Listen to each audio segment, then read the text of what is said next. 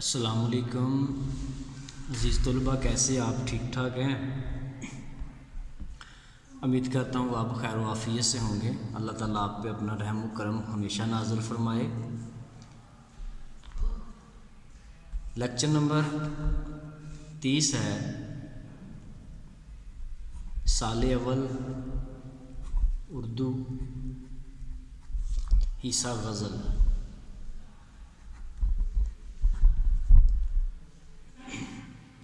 آج ہم نے جس غزل کو موضوع گفتگو بنایا ہے وہ حسرت موہانی ہے، اور غزل نمبر 1 ہے۔ حسرت موہانی 1875 میں ضلع اناؤ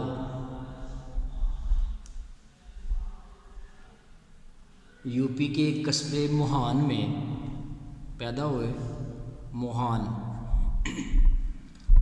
اور 1951 میں آپ کی وفات ہوئی۔ حسرت موہانی کا اصل نام سید فضل الحسن اور تخلص موہانی تھا۔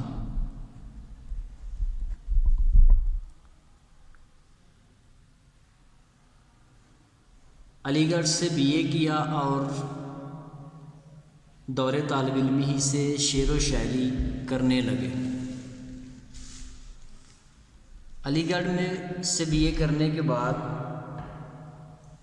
بلکہ اس سے پہلے ابتدا ہی میں حسرت موہانی رحمۃ اللہ علیہ شعر و شاعری کرنے لگے، اور سیاسی رہنما کی حیثیت کے طور پر بھی آپ منظر عام پر آئے، آزادی کی تحریکوں میں بڑھ چڑھ کے حصہ لیا، کئی بار جیل جانا پڑا، قید کی صحبتیں ہیں، صحبتوں سے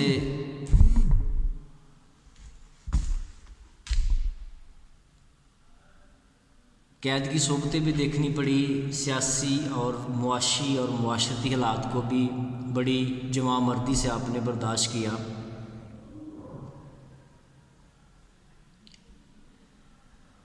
شاعری کا تصور غزل میں کم ملتا ہے، لیکن حسرت نے اسے مستقل رواج دیا۔ 1946 کے انتخابات میں مسلم لیگ کے پلیٹ فارم سے مجلس قانون ساز کے رکن بھی آپ منتخب ہوئے۔ 1946 کے انتخابات میں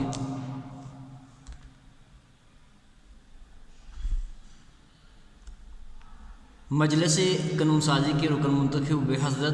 حسرت مزاجاً ایک درویش منش انسان تھے، درویش آدمی تھے، لیکن باغیرت اور حوصلہ مند شاعر تھے۔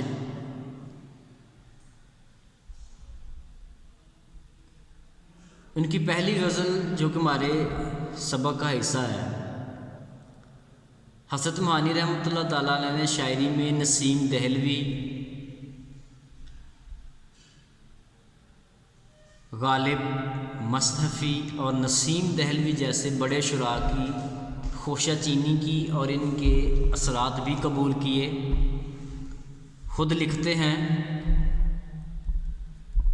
غالب و مصحفی وہ میر و نسیم وہ مومن۔ طبع حسرت نے اٹھایا ہے ہر استاد سے فیض۔ کہتے ہیں کہ غالب، مومن، مصحفی، میر، نسیم، مومن، ہر کسی سے میں نے جو ہے نا فیض اٹھایا ہے۔ اب پہلی غزل ہے ان کی،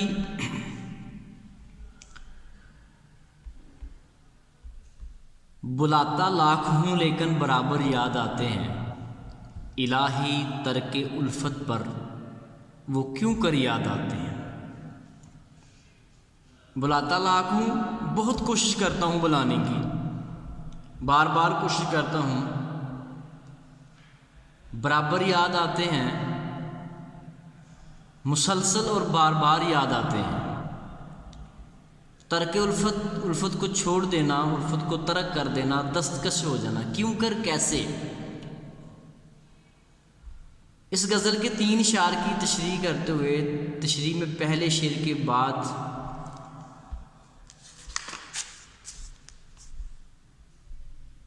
حسرت کے بارے میں چند باتیں جو ہے نا وہ لکھنی چاہیے۔ ان کا کلام کا لب و لہجہ عاشقانہ اور عارفانہ ہے۔ واردات حسن عشق کی تصویر کشی، بے ساختی اور سوز و گداز اور نکتہ آفرین کا فن ان کے اللہ تعالی نے نصیب فرمایا تھا۔ حضرت نے روایت اور جدید غزل دونوں میں طبع آزمائی کی ہے۔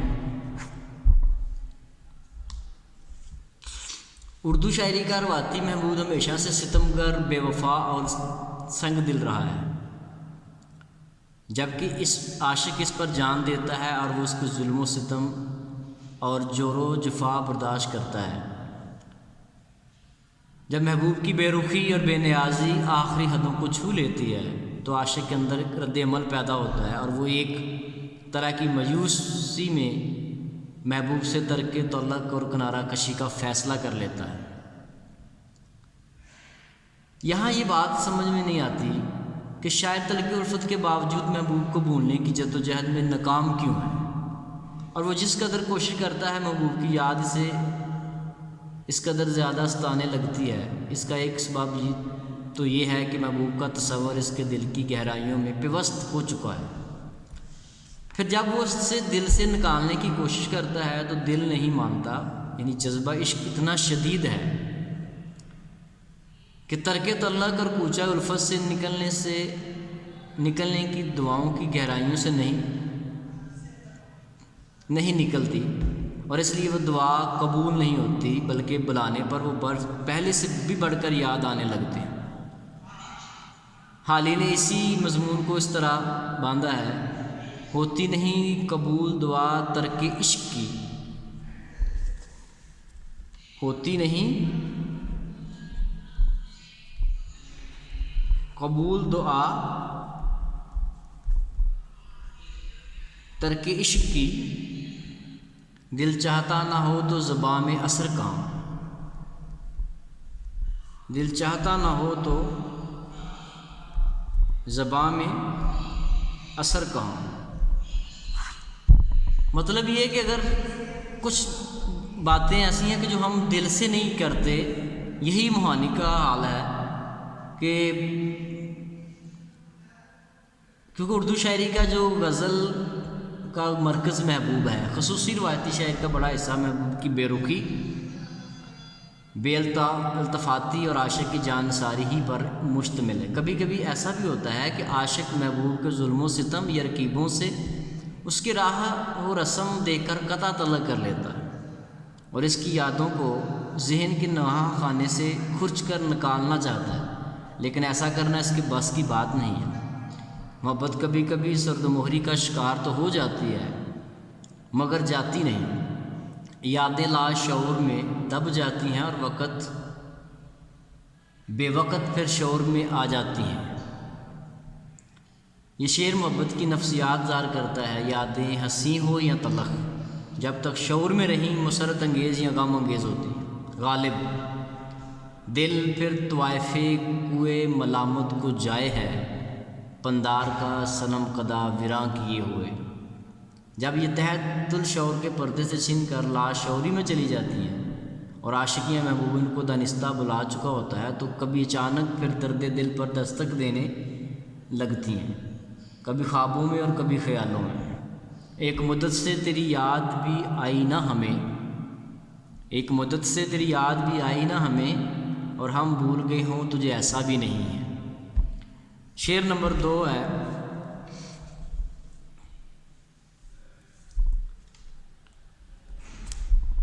نہ چھیڑ اے ہم نشیں،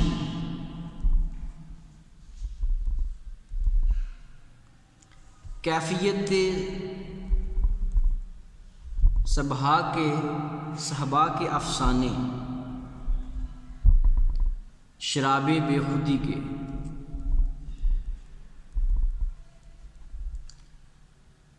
مجھ کو ساگر یاد آتے ہیں۔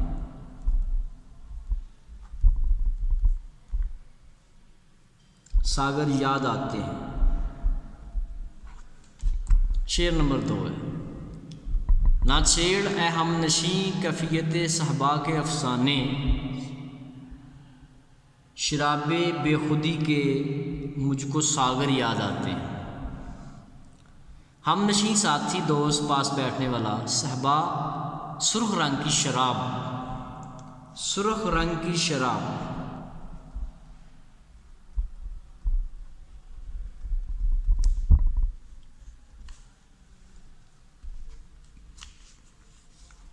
شراب بے خودی مدہوش کرنے والی شراب،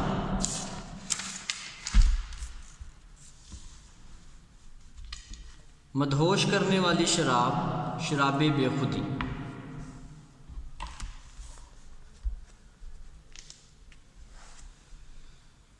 ساگر شراب کا پیالہ جام،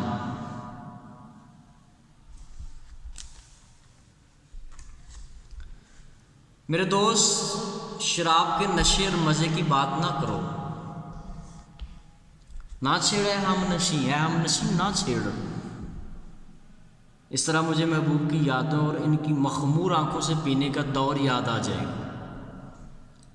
غزل کا روایتی محبوب ساقی گری بھی کرتا ہے، ہاتھوں سے پلاتا ہے اور آنکھوں سے بھی، اور شاعروں نے محبوب کی اس ادا کی ایسی کیفیات اور اداؤں کا ذکر کیا ہے کہ بعض شعراء کے دیوان مثلا ریاض خیر آبادی میں خانہ لگتے ہیں۔ یہاں شاعر اپنے دوست سے مخاطب ہے جو میں خانے کے ذکر پر ایسی کیفیات اور ساقی کی اداؤں کا ذکر کر رہا ہے کہ شاعر کا تخیل اسے میں خانے تک لے جا رہا ہے، وہ اسے اس ذکر سے منع کر رہا ہے۔ ہم بیزاری کی حالت میں ہوں تو دوست ہمارے ہمیں ہنسانے یا خوش کرنے کی کوشش کرے تو ہم اس کو منع کر دیتے، نہ چھیڑو بھائی، زندگی میں کچھ اور بھی ہے، پریشانی آئی ہوئی ہے، کہ اس ذکر سے اسے محبوب کی کرم فرمائی یاد آتی ہے اور وہ مدہوش ہونے لگتا ہے۔ ساقی کی ادا شرمانے کی، ساقی کی ادا شرمانے کی، شرما کے کرم فرمانے کی،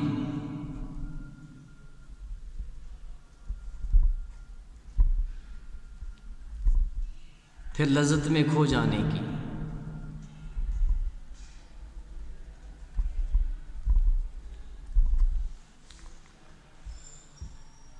نہ چھیڑ اے ہم نشیں کیفیت صحبا کے افسانے، شراب بے خودی کے مجھ کو ساگر یاد آتے ہیں۔ ماضی نہ یاد کرایا جائے، حسرت رند پاک باز ہے، اس لیے شعر میں محبوب اور ساقی سے مراد حقیقی بھی ہو سکتے ہیں، اور شراب سے مراد شراب معرفت بھی ہے۔ بظاہر وہ اپنے دوست کو اس ذکر خیر سے منع کر رہا ہے، لیکن دل سے وہ چاہتا ہے کہ یہ ذکر چلتا رہے اور وہ از خود رفتگی کی کیفیت میں ڈوبا رہے، کیونکہ اس میں بھی ایک لطف، نشہ اور سرشاری ہے۔ انسان کی ساری تلخیوں اور مسرتوں کی ماجگا انسانی ذہن کا شعوری حصہ ہے۔ انسانی ذہن 3 حصوں پر مشتمل ہے: شعور، نمبر 2 تحت الشعور، نمبر 3 لا شعور۔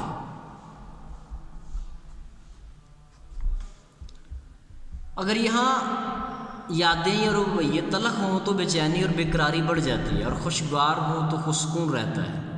جب شعور معطل یا مختل ہو جائے تو کچھ یاد نہیں رہتا اور سکون آ جاتا ہے۔ نشے میں ایسا ہی ہوتا ہے، انسان غم روزگار اور غم جانا سب کچھ بھول جاتا ہے اور نشے کی بڑی وجہ بھی شعور سے جان چھڑانا ہے۔ حضرت معانی اسی کیفیت کا ذکر کر رہے ہیں، کہتے ہیں کبھی ہم بھی شراب محبت پیتے رہتے اور محبوب سے تعلق رہتا تھا، اب ہم اسے بھول چکے ہیں، اس لیے تم شراب کے قصے نہ دہراؤ، وہ ماضی یاد نہ کرو، یاد ماضی عذاب ہے یا رب میرے لیے، چھین لے مجھ سے حافظہ میرا۔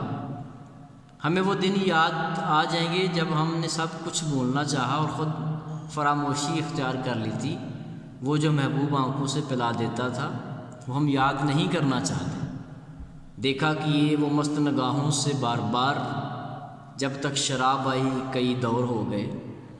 مراد یہ کہ اے محبوب، اے میرے دوست، مجھے زمانہ ماضی محبوب کی محفل کو یاد مت کرواؤ۔ تیسرا شعر ہے، نہیں آتی یاد ان کی،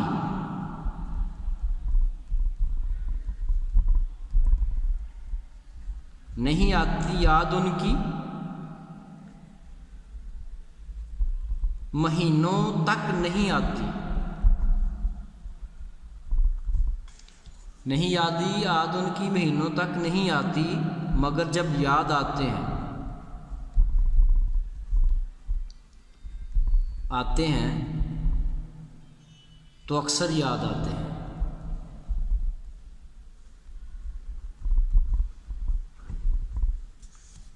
نہیں آتی یاد ان کی تو مہینوں تک نہیں آتی، مگر جب یاد آتے ہیں تو اکثر یاد آتے ہیں۔ اس شعر میں شاعر ایک ایسی کیفیت کی طرف اشارہ کر رہا ہے، بات کرنا چاہتا ہے کہ جو عام روایت سے ہٹ کر اور واردات عشق کا ایک نیا رخ سامنے آتا ہے، محبت کے میدان میں ایک نیا رخ سامنے آتا ہے۔ قدمہ سے مراد پرانے شعراء نے پوچھا جانا کو عاشق کا مستقل ٹھکانہ بنایا ہے، جس کے دل سے محبوب کی یاد نہیں نکلتی اور وہ خود اس کے دور سے اور وہ خود اس کے در سے دور نہیں ہوتا۔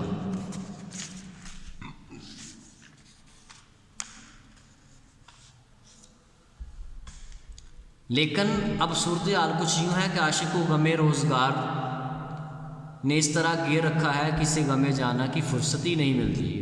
فیض احمد فیض، راحتیں اور بھی ہیں وصل کی راحت کے سوا، مجھ سے پہلی سی محبت میرے محبوب نہ مانگ۔ وہ دنیا کے دندوں میں الجھا ہے اور مہینوں محبوب سے وصل تو دور کی بات ہے، اس کی یاد بھی صفحہ ذہن پر نہیں ابھرتی۔ ہاں البتہ جب غم روزگار سے فرصت ملتی ہے تو پھر وہی کیفیت دوبارہ سے آ جاتی ہے۔ بقول پروین شاکر، عشق نے سیکھ لی ہے وقت کی تقسیم کے، اب وہ مجھے یاد تو آتا ہے مگر کام کے بعد۔ عشق نے سیکھ لی ہے وقت کی تقسیم کے، اب وہ مجھے یاد تو آتا ہے مگر کام کے بعد۔ اب عاشق کو شاید فرصت کے لمحات میسر ہیں اور محبوب کی یاد ہے کہ دل میں اترتی چلی جاتی ہے، تو نہیں آتی یاد تو ان کی تو مہینوں تک نہیں آتی۔ غم دنیا میں اتنا کھو جاتا ہے کہ محبوب کا وصل تک نصیب نہیں ہوتا، یاد تک نہیں آتی، مگر جب اس کی یاد میں تڑپنے لگتا ہے تو پھر وہی کیفیت کہ ہر وقت یاد محبت میں ہی رہے۔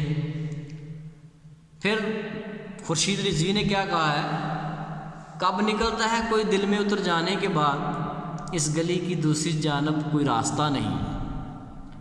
حسن مانی نے یادوں کا سلسلہ دراز کیا ہے اور یہ ختم ہونے میں نہیں آتا۔ قدیم یا روایتی غزل کے شعر، شعراء اور جدید رنگ یا جدت پسندوں کے ہاں غزل میں یادوں کی روایت بدل گئی ہے۔ ایک زمانہ تھا کہ انسان کنایت پسند تھا اور محبت کے خالص رشتے توانا تھے، اکثر ملاقاتیں، بیت کا لفظ، گفتگو اور خلوص نیت اور خلوص دل سے چاہت کے رشتے قائم رہے۔ جب 1936 میں ترقی پسند تحریک نے قدم رنجا فرمایا تو غزل کو ڈیروں کی لونڈی کہا جانے لگا اور اسے ترک کرنے کی کوشش کی گئی ہے۔ ایسے میں بھی یہ سلسلہ ختم تو نہ ہوا، البتہ غم جانا کی بجائے غم روزگار کو اہم سمجھا جانے لگا۔ فیض نے کہا، اور بھی غم ہے زمانے میں محبت کے سوا، راحتیں اور بھی ہیں وصل کی راحت کے سوا۔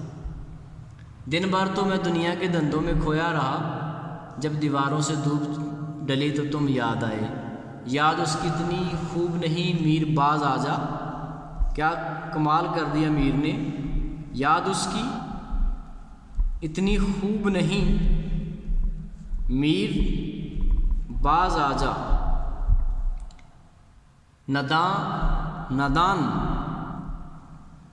پھر وہ جی سے بلایا نہ جائے گا، نادان پھر وہ جی سے بلایا نہ جائے گا،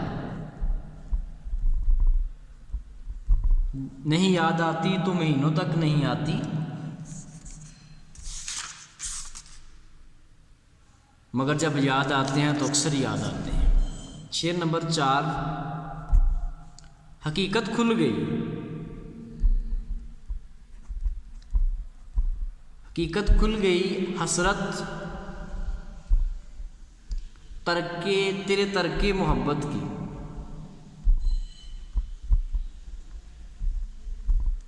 حقیقت کھل گئی حسرت تیرے ترکے محبت کی، تجھے تو اب وہ پہلے سے بھی بڑھ کر یاد آتے ہیں۔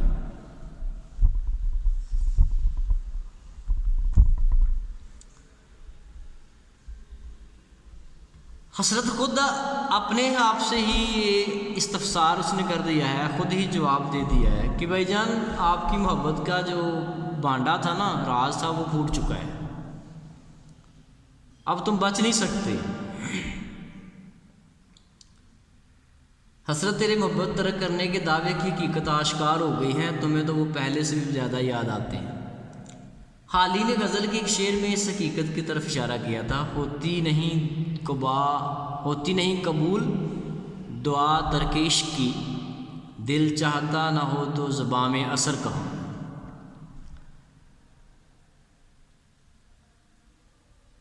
جی میں آتا ہے کہ اس شوخ تغافل کیچ سے اب نہ ملیے پھر کبھی اور بے وفا ہو جائے۔ محب جو ہے اپنے محبوب کی جفاکشی، سرد مہری اور بے نیازی سے تنگ آتا ہے تو اس کی خودداری جاگ اٹھتی، چنانچہ وہ اعلان کر دیتا ہے کہ اب وہ محبوب سے کوئی تعلق نہیں رکھے گا، بھول کر بھی اس ستم پرور کی پھر آئے نہ یاد، اور اس اعلان عام کے ساتھ ہی وہ کتاب عشق کا باب بند کر دیتا ہے۔ مگر عشق پر زور نہیں ہے، عشق پر غالب، عشق پر زور نہیں ہے، عشق پر زور نہیں ہے، یہ وہ آتش غالب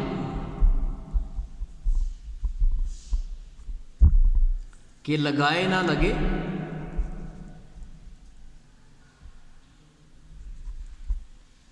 اور بجھائے نہ بجھے،